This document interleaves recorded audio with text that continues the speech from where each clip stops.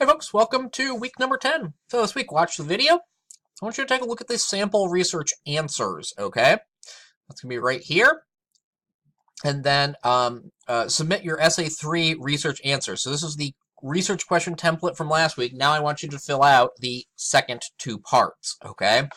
The answer and a citation for that source. If you use one source multiple times, you just copy and paste that citation. Should be pretty quick, okay?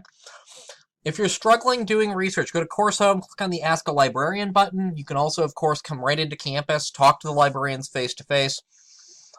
The one piece of advice I can give is don't wait till the very last moment. Turn in your questions when you know you've been struggling and be like, well, I did the best I could.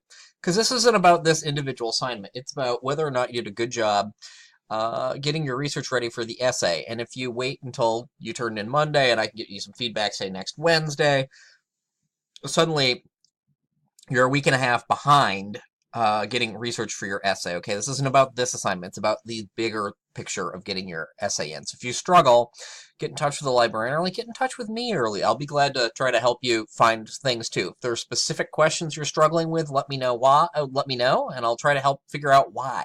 Okay.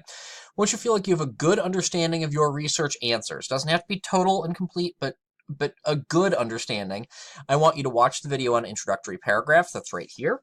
Look at the sample introductory paragraph and write an introductory paragraph for essay number 3.